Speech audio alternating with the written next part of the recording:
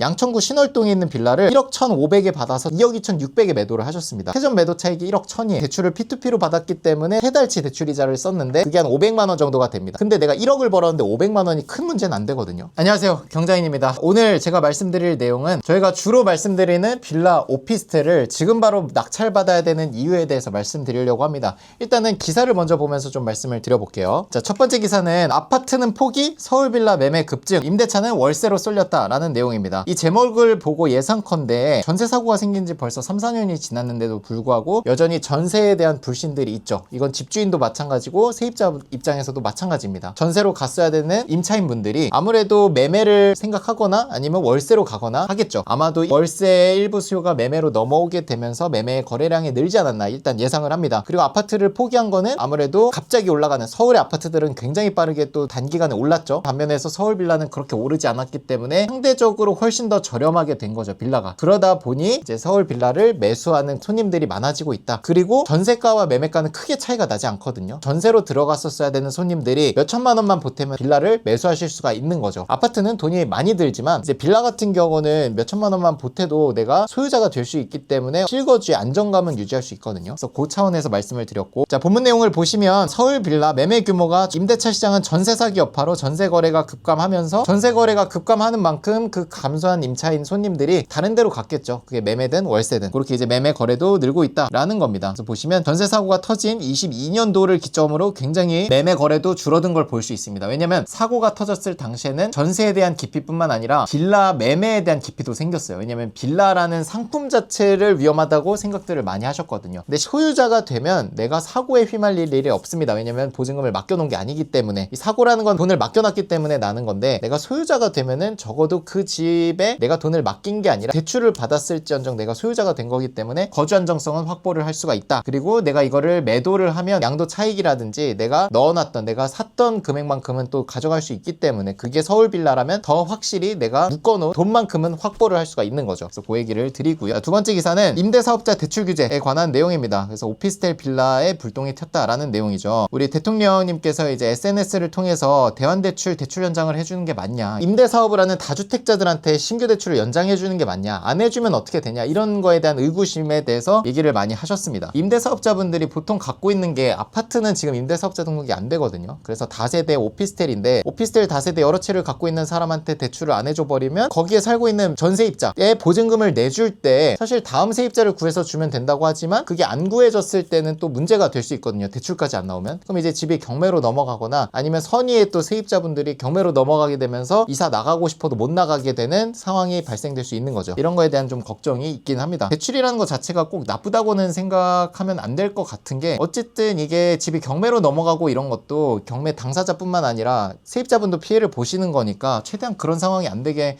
국가에서 좀 도와줘야 되는데, 지금은 어쨌든 집주인 이퀄 나쁜 어떤 세력으로 간주가 되다 보니 어떤 앞으로 또 이런 그 대출만 나왔어도 경매로 나오지 않았어도 될 물건들이 경매로 또 나오게 되는 상황이 있을 수 있을 것 같습니다. 결국 임대사업자의 대출을 맡게 되면 그 추가적인 어떤 뭐 대부대출을 받으시던가 아니면 그런 이제 목돈으로 집주인의 돈으로 넣어야 되는 부분만큼 또 세입자분들한테 그 비용 전가가 될 수 있다는 부분은 참고를 해야 될 것 같습니다. 자, 그래서 뉴스를 통해 알 수 있는 우리 투자자 관점에서 경매 투자를 어떻게 해야 되는가에 대해서 말씀을 드려보면, 일단은 서울 같은 경우는 당연히 아파트 포함해서 빌라, 도시형생활주택, 모든 주택들이 각종 세금 중과랄지 대출 규제를 적용받고 있습니다. 그래서 이 서울 빌라는 매수세는 있거든요. 집을 살려는 사람들은 있는데 파는 사람이 생각보다 많지 않아서 매수 손님들이 기다리고 있는 경우가 많이 있습니다. 우리가 경매로 싸게 낙찰을 받고 집을 깨끗하게 해서 내놓을 수만 있으면 잘 매도는 돼요. 자, 근데 내가 받아서 그냥 내놓으면 끝인가? 그게 아니죠. 이걸 받기 위해서는 대출이 또 나와야 되고, 팔고 내가 돈이 남으려면 세금이 낮아야 되죠. 그러려면 대출도 나와야 되고, 매매 사업자로서의 소득세 인정이 돼야 되는데, 이 두 개 다 가능한 거는 무주택자밖에 없습니다. 그래서 저희 수강생분 중에도 무주택자분이 서울 빌라를 낙찰 받아서 대출은 대부대출로 해결을 했고, 매도할 때 1주택자가 됨으로써 비교과세가 아니라 소득세로 인정을 받았습니다. 그래서 매도 차익을 최저 세전으로 거의 1억 1천만 원 정도 가량 만드신 분이 계십니다. 내가 바라보는 세상이 전부라고 생각을 하니까 뭔가 나만 피해를 보는 것 같은데, 이 규제라는 거는 모든 사람이 마찬가지입니다. 자, 그럼 없던 대출이 생김으로써 사실 저는 거기서 경매로 더 싸게 받을 기회가 생긴다고 생각을 하거든요. 왜냐면 규제가 없을 때 10명 입찰하는 물건에 규제가 생겼을 때 똑같이 10명 입찰하지 못해요. 대출이 안 나오는 분들은 투자금이 부족해서 입찰 못하는 분들이 대부분이거든요. 그래서 서울 빌라를 입찰할 수 있는 무주택자분들, 대부대출 받을 만한 용기가 있으신 분은 지금 하시면 매도 차익을 한 3배에서 4배 정도 가져갈 수 있습니다. 다른 비규제 지역에 비해서. 서울 빌라는 이제 잘 받고 매도만 하면 사주는 사람은 있으니까 이 서울 빌라를 좀 집중해서 보시면 좋겠고, 원칙적으로 서울 빌라는 사업자 대출은 아예 지금 전면 금지가 됐고요. 가계 대출을 받으려고 해도 6개월 내 실거주 의무가 들어가기 때문에 실거주를 하게 됨으로써 소득세 인정이 또 안 되기 때문에 가계 대출을 받으면 사업자 소득세 인정이 불가합니다. 대출도 지금 대부 대출만 가능하고, 할 때도 소득세로 인정받으려면 1주택자 이하여야 돼요. 그렇게 말씀을 드리고, 그 사례를 만들어 주신 분이 저희 37기 교육생입니다. 양천구 신월동에 있는 빌라를 1억 1,500에 받아서 지금 아직 업데이트가 되진 않았는데 2억 2,600에 매도를 하셨습니다. 세전 매도 차익이 1억 1,000이에요. 대단하지 않나요? 이분이 대출을 P2P로 받았기 때문에 3달치 대출이자를 썼는데 그게 한 500만 원 정도가 됩니다. 근데 내가 1억을 벌었는데 500만 원이 큰 문제는 안 되거든요. 애초에 입찰하실 때 P2P 대출까지 감안해서 받으셨기 때문에 전혀 문제가 안 된다라는 거. 내야 될 돈에 비해서 훨씬 더 큰 매도 차익을 가져갔죠. 만약에 이런 물건이 서울시 양천구 신월동에 규제가 없었다고 한다면 절대로 이 가격에 못 받거든요. 2억 초반에 팔리는 집을 1억 1,500에 받을 수 있는 거, 권리 분석 문제 없는 이 집을 반값에 받을 수 있는 거는 규제가 있기 때문밖에 없습니다. 규제가 없으면 이런 기회가 열리지 않아요. 규제라는 것 자체가 어떻게 보면 권리 분석이 깨끗해도 특수 물건이 되는 겁니다. 왜냐면 대부분은 대출을 받아야지만 입찰이 가능하기 때문에 그렇습니다. 그래서 이렇게 우리 수강생분 P2P 잘 받으셔서 매도까지 완료를 하셨고요. 그리고 또 꼭 단타 매도가 아니어도 월세 보유를 하실 분들은 앞으로 월세가 계속 올라갈 것 같습니다. 그렇기 때문에 보유했을 때 내가 얻을 수 있는 월세 흐름이 훨씬 더 커질 거는 같아요. 근데 동시에 생각해야 되는 건, 지금 정부에서 각종 보유세를 높이겠다고 했으니 여러 가지 뭐 재산세나 뭐 세금이 높아질 거를 계산을 해야 될 텐데, 이게 뭐 아직 미지수입니다. 얼마나 높아질지는 이번 정권에서. 그래서 내가 월세 흐름을 만들고 싶다면 지금 투자를 만약에 하면 월세로 새로 내놨을 때 거의 바로 계약이 될 거예요. 그런 이제 가산점 조건은 있고, 지금 심지어는 많은 외국 투자 회사에서 우리나라의 주택에 투자를 해서 월세 흐름을 가져가겠다라는 회사들도 많이 나오고 있거든요. 그만큼 가격 대비해서 월세 수익률이 월등히 높다는 반증이기도 하죠. 앞으로 다주택이 되는 게 상당히 부담이기 때문에 내가 부동산을 갖고 있고 재산을 갖고 있다는 것 자체가 보유세는 올라가긴 하겠지만 희소성이 생기면서 내가 매매로 내놨을 때 훨씬 더 가격을 높게 받을 여지가 생깁니다. 지금 여러 가지 경매 물건도 그렇고 국가에서 많이 지금 취득을 하고 있거든요. 국가가 취득을 하고 있다는 건 개인이 취득하는 거는 점점점 줄어드는 거겠죠, 상대적으로. 그래서 내가 만약에 개인으로서 내가 주택을 취득하고 나중에 매도를 한다, 5년 뒤에 매도를 한다, 아마 희소성 측면에서 가격이 훨씬 더 올라가 있지 않을까 싶습니다. 물론 지방은 인구가 빠지고 세대수가 적어짐에 따라서 가격이 떨어질 수는 있지만 이 수도권 기준으로는 적어도 가격이 안 떨어지지 않을까라고 조심스럽게